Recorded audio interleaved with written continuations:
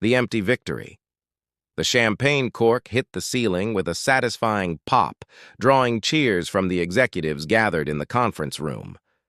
Harrison Reed's angular face broke into a rare smile as he raised his glass. To Nebula Systems' most significant acquisition yet. The quantum computing division is officially ours, he announced, his deep voice carrying the practiced confidence that had become his trademark in Silicon Valley. Across the gleaming table, venture capitalists and board members clinked glasses, their faces flushed with the promise of billions.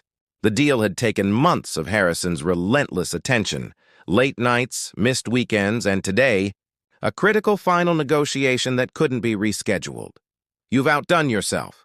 "Reed," said Vanessa Thorne, his chief strategy officer, her sharp eyes calculating the victory. "This positions us years ahead of competition." Harrison nodded, checking his watch, 8:42 p.m. A flicker of recognition crossed his face before being submerged again in the congratulations around him. 15 miles away, in a dimly lit restaurant overlooking the bay, Olivia Reed sat alone at a table set for two. The candle between the place settings had burned halfway down, wax pooling on the white tablecloth. Her phone screen illuminated her face as she read Harrison's message again. "Negotiations running long. Start without me. Order the Aero 9 Bordeaux." Olivia tucked a strand of auburn hair behind her ear and glanced at her reflection in the window. She barely recognized the woman staring back, the patient, understanding wife who had spent 7 years making excuses for her husband's absence, their anniversary. 7 years of marriage, though Harrison had been truly present for perhaps one of them. The waiter approached for the third time, sympathy evident in his expression. "Just a few more minutes," she said, though they both knew those minutes had stretched past 2 hours. Olivia smoothed the silk of her emerald dress, the one Harrison had once said brought out the flecks of gold in her eyes, though she wondered if he'd even remember that comment. She turned her wedding ring, a 4-carat diamond that felt increasingly heavy on her finger. The couple at the next table exchanged whispers and glances, their hands intertwined over dessert. Olivia watched them, a hollow feeling expanding in her chest. When had Harrison last looked at her that way? When had they last shared a meal without his attention drifting to emails or calls? She picked up her phone, her thumb hovering over Harrison's contact. She'd made this call countless times, understanding, forgiving, accommodating. The script was familiar. He would apologize distractedly, promise to make it up to her, then forget that promise within days. Instead, she placed cash on the table, enough to cover the untouched wine and appetizers, and gathered her purse. The decision crystallized with unexpected clarity.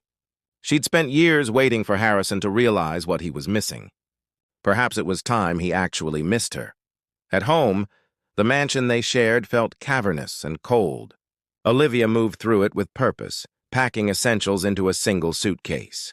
Their wedding photo stood on the dresser, Harrison looking polished in his tuxedo, his arm around her waist, both smiling with the certainty of newlyweds who believed love conquered all. She touched the frame gently before turning it face down. In the kitchen, she wrote a simple note: "I can't be the only one fighting for us anymore." No dramatics, no ultimatums, just truth. As she closed the front door behind her, Olivia felt not anger but a profound sadness, tinged with something unexpected, relief. The night air felt like possibility on her skin.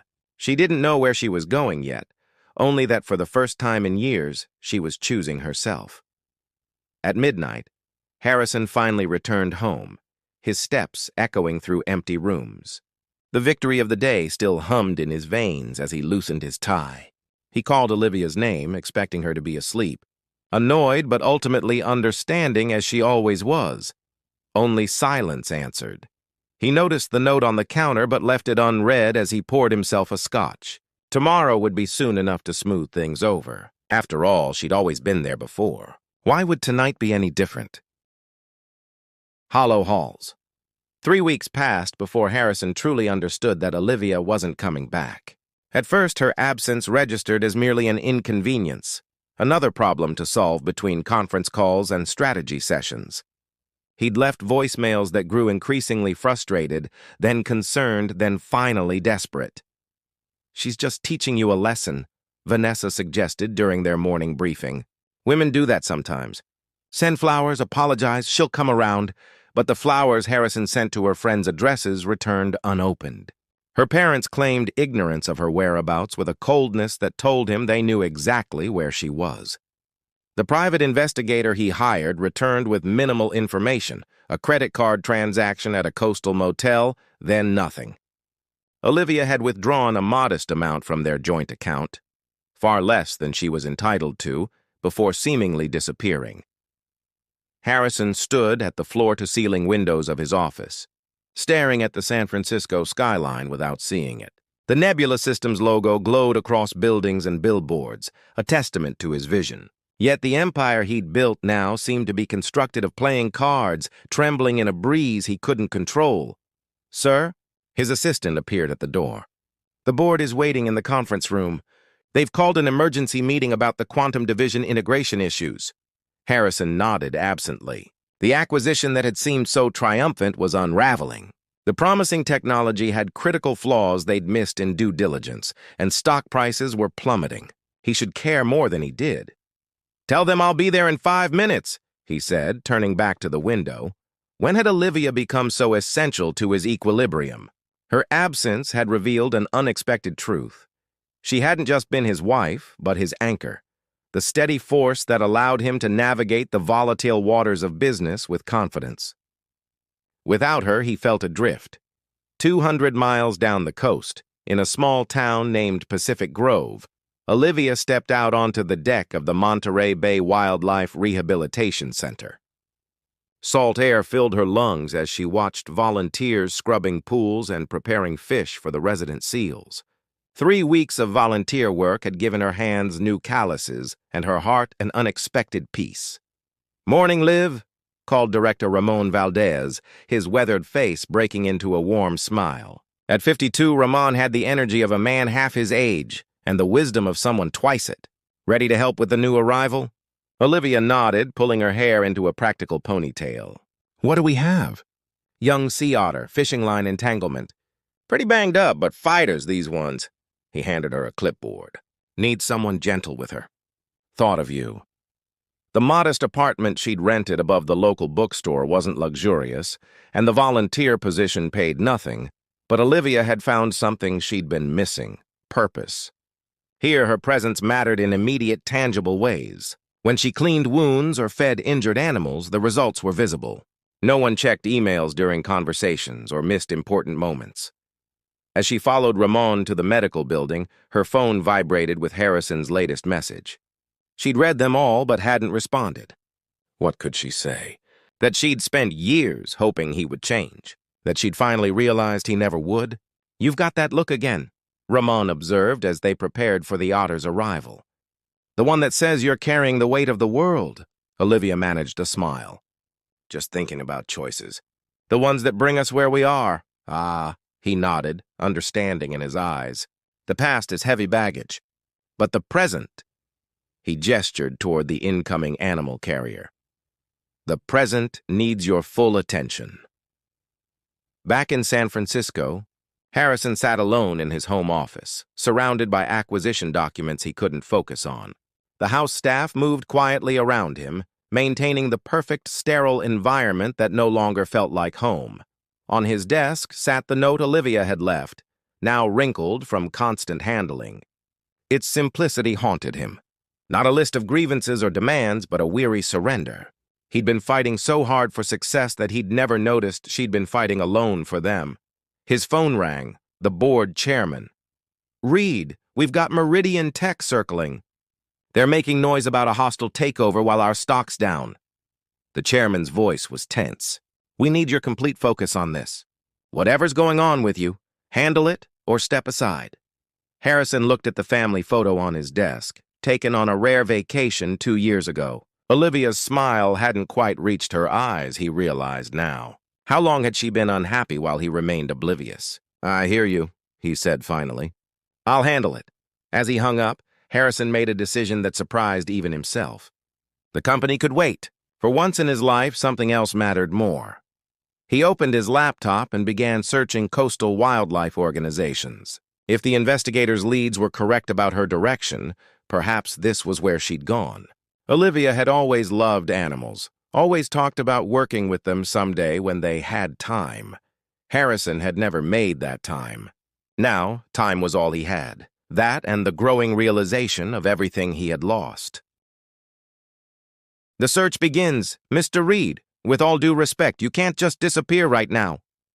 Vanessa followed Harrison through the executive floor, her heels clicking aggressively against marble. "Meridian's offer goes public tomorrow. The shareholders are panicking." Harrison continued packing documents into his briefcase. "I've arranged everything. You'll have signing authority while I'm gone. The legal team has the counter-strategy." "This is about your wife, isn't it?" Vanessa's voice lowered. "Harrison, I understand you're going through something personal, but this company, your life's work, is at stake." He paused, looking at his chief strategy officer with new clarity. "That's just it, Vanessa. I built this company believing it was my life's work. I was wrong." The sleek Tesla autopiloted through coastal highways as Harrison made calls to wildlife centers, marine institutes, and animal shelters. Each conversation ended the same way. No one recognized Olivia's name or description.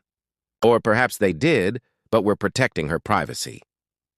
By sunset, he'd reached Monterey, checking into a boutique hotel overlooking the bay. From his balcony, he watched sea lions lounging on rocks while scrolling through local organization websites. The Monterey Bay Wildlife Rehabilitation Center caught his eye, not because of any connection to Olivia, but because of their upcoming fundraising gala. Perfect cover for visiting without raising suspicions. The next morning, Harrison stood at the center's entrance, dressed in jeans and a sweater that cost more than most people's monthly rent, but looked deliberately casual. A donation check for $50,000 secured him a private tour.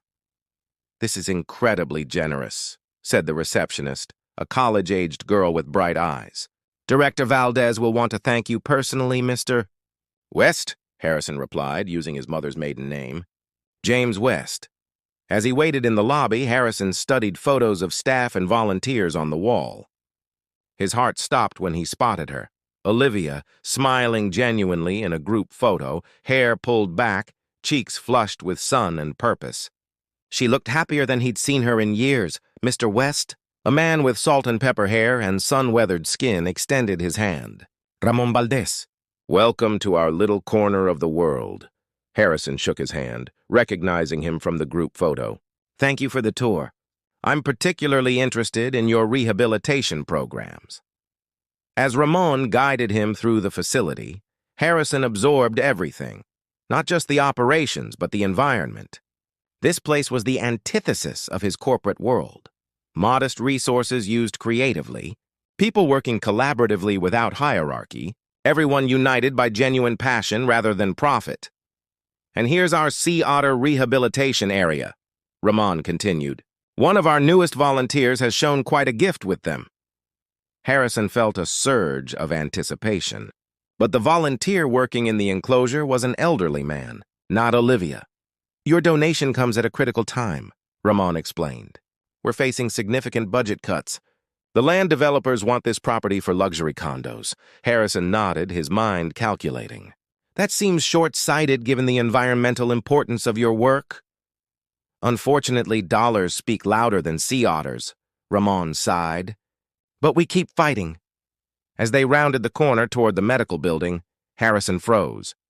Through the window, he could see Olivia bent over an examination table, carefully feeding a small otter pup with a syringe. Her focus was absolute, her movements gentle but confident.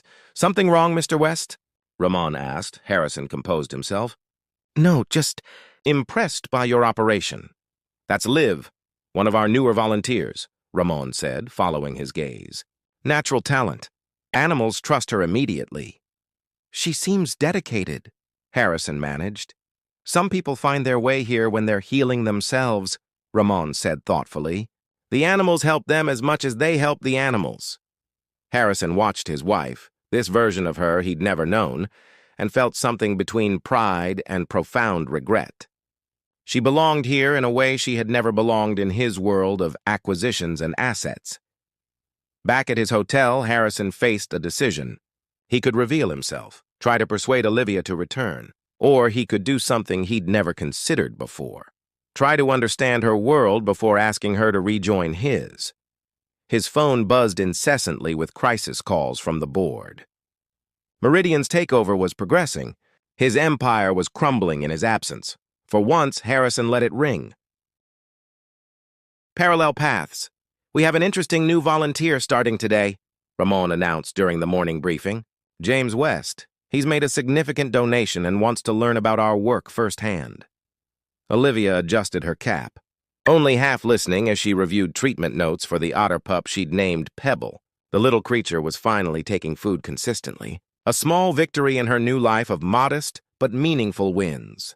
Liv, since you've shown such progress with rehabilitation protocols, would you mind training James? He specifically requested to learn about otter care. She looked up, nodding. Of course. When she stepped out to the main deck, the morning sun temporarily blinded her.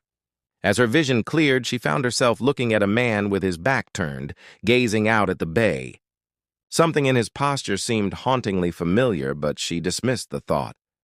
Mr. West? I'm Olivia. I'll be showing you the rehabilitation procedures today. The man turned, and the world seemed to tilt beneath her feet. Harrison stood before her, his normally immaculate appearance softened by casual clothes and stubble. For a moment, neither spoke. What are you doing here? She finally managed, her voice barely above a whisper. Learning, he replied simply. Just learning. Anger flared behind her ribs. If you think you can just show up and... I don't think anything, Harrison interrupted gently. I'm not here to make demands or even explanations. I'm here as James West, volunteer. Nothing more. Olivia studied him, searching for the manipulation beneath his words. Finding none, she straightened her shoulders. Fine. Then I'll treat you like any other volunteer. First rule, the animals come first, egos stay outside. A flicker of surprise crossed Harrison's face, followed by a nod. Understood. The day unfolded in a surreal parallel universe where Harrison Reed, tech mogul and corporate shark, scrubbed algae from pools, prepared fish for feeding, and followed Olivia's instructions without question. His hands, accustomed to signing billion-dollar contracts, blistered from unaccustomed labor. You're holding the syringe wrong, Olivia corrected as he attempted to feed Pebble. Gentle pressure like this. She demonstrated, her hands briefly touching his. Harrison adjusted his technique, rewarded by the small otter accepting the formula. She's taking it, he said, undisguised wonder in his voice. She knows when someone is truly paying attention to her needs, Olivia replied, the double meaning hanging between them. Days passed in this strange arrangement. Harrison, or James as everyone else knew him, arrived each morning before sunrise and stayed until evening, absorbing everything about Olivia's new world. He watched her interact with colleagues, with visitors, with the animals. He saw her laugh freely, speak confidently during educational presentations, stand her ground in disagreements with other staff. This was an Olivia he'd never known, or perhaps had never allowed to exist in the shadow of his ambition. At night, Harrison returned to his hotel room where his laptop displayed increasingly desperate emails from the board. Meridian had secured financing for the takeover. His absence had been interpreted as surrender. The company he'd built from nothing would soon belong to someone else. Strangely, the thought bothered him less each day. You're actually getting quite good at this, Olivia admitted reluctantly on the 5th day, as they worked together to prepare a rescued sea lion for release. I have an excellent teacher, Harrison replied. Why are you really here, Harrison? She asked, the question she'd been holding back finally escaping. Before he could answer, shouts erupted from the main building. They rushed to find Ramon surrounded by staff, his face grim. The county approved the developer's bid, he announced. We have 60 days to vacate or buy the property outright. $20 million. The room erupted in protests and questions. Olivia felt the air leave her lungs. This place, her sanctuary, would become luxury condominiums. There must be something we can do, she said. Ramon shook his head. Unless someone has $20 million hiding in their volunteer locker, I don't see how. Harrison stood silently, the solution obvious yet complicated. He could save this place with a single phone call. But revealing his identity, his wealth, would shatter the fragile connection he'd rebuilt with Olivia. She would see his presence as manipulation, not genuine change. As the meeting dispersed, Harrison found Olivia alone on the observation deck, watching the sun set over the bay. "It's not fair," she said without turning. "The work we do here matters." Harrison stood beside her, careful to maintain distance. What if there was a way to save it? "Don't!" Olivia cut him off. "Don't make promises you can't keep. That's the old pattern, remember? I'm not the same person who left you waiting at that restaurant," Harrison said quietly. Olivia finally turned to him, her eyes searching his. "Aren't you? Has anything fundamentally changed, Harrison? Or are you just on an expensive field trip before returning to your real life?" The question hung between them as darkness fell over the water. The bridge between worlds. The emergency strategy meeting at the Wildlife Center stretched past midnight. Staff and volunteers proposed fundraisers, media campaigns, and legal challenges, all well-intentioned but insufficient against the $20 million deadline. Harrison sat quietly in the back, the weight of his silent solution growing heavier by the minute. Olivia moved around the room with quiet determination, supporting others' ideas while adding practical considerations. "We should approach conservation organizations for partnerships," she suggested. "Combined resources might make a difference."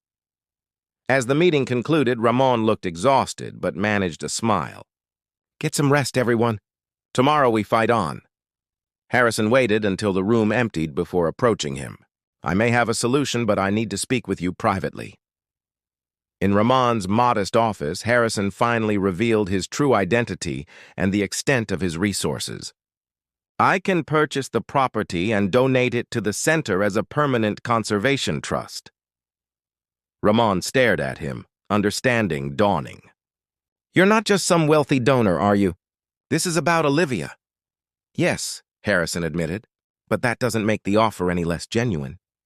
"Does she know who you really are?" "She knows exactly who I am," Harrison said. "That's the problem." Ramon considered him carefully. "Money can solve the property issue, Mr. Reed, but it won't solve what's broken between you and Olivia. That requires something money can't buy." "I know," Harrison said quietly, "but I'd like to try." The next morning, Harrison found Olivia at Pebble's enclosure, preparing the young otter for her first swim in the rehabilitation pool. For weeks, they'd worked side by side without addressing the fractured history between them. "Olivia," he began, "I need to tell you something."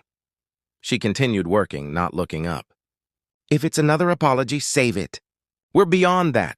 It's not an apology. It's a choice." Harrison took a deep breath.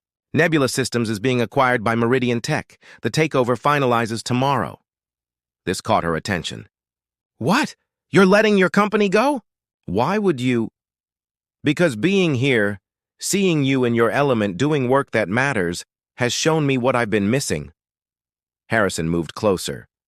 "I've spent my life building something that ultimately meant nothing without you there to share it." Olivia shook her head. "Harrison, you can't just walk away from everything you've built. That company is your identity." "No, it was my hiding place," he corrected. "Somewhere I could measure success in dollars and acquisitions instead of the things that actually matter." "And what matters now?" she challenged. "This place," he gestured around them. "The work you do here. The person you've become without me." He paused. "I'm buying the property and creating a trust. The center will be protected permanently." Olivia's eyes widened. "You can't just throw money at this situation and expect—" "I don't expect anything," Harrison interrupted. "Whether you ever come back to me or not, this place deserves to continue its mission. That's not manipulation. It's the right thing to do." Later that afternoon, as the news spread through the center, celebration erupted. Staff members who had approached James with friendly casualness now looked at Harrison with new understanding. Only Ramon seemed unsurprised, watching thoughtfully as Harrison kept his distance from the festivities. Olivia found Harrison at sunset, sitting alone on the rocks overlooking the bay. The tide was coming in, waves crashing against the shore in rhythmic persistence. "You didn't have to give up your company," she said, sitting beside him. Harrison watched the horizon. "I didn't give it up for you. I gave it up for me. There's a difference." Silence stretched between them, filled only by the sound of the sea. "I don't know if I can come back," Olivia finally said. "I've found something here I never had before." "I know," Harrison nodded. "I'm not asking you to come back to what was. That life, the one where you were an accessory to my success rather than a partner in life, that's gone." "Then what are you asking?" Harrison turned to face her. "I'm asking if we could build something new. Not in San Francisco, not in the corporate world. Here, where you found purpose, or anywhere else you want to go." And what would Harrison Reed do in a small coastal town? A smile touched his lips. "Learn, grow. Use my business experience to help environmental organizations secure funding. Be a partner to his wife in the ways that actually matter." Olivia studied him, the man who had once been the center of her world, who had forgotten her so easily, who had now followed her into a life he would have dismissed months ago. "I can't promise anything," she said finally. "I'm not asking for promises." Harrison reached tentatively for her hand. "Just possibility." As the last light faded from the sky, Olivia's fingers intertwined with his. Not a resolution, but a beginning. Around them, the sounds of the wildlife center continued, the barking of sea lions, the movements of volunteers finishing evening feedings, the gentle splash of creatures finding their way home through darkened waters. They sat together in the growing darkness, two people who had lost everything familiar only to discover something new in the ruins. The possibility that sometimes the greatest journey isn't finding your way back to what was, but forward to what could be.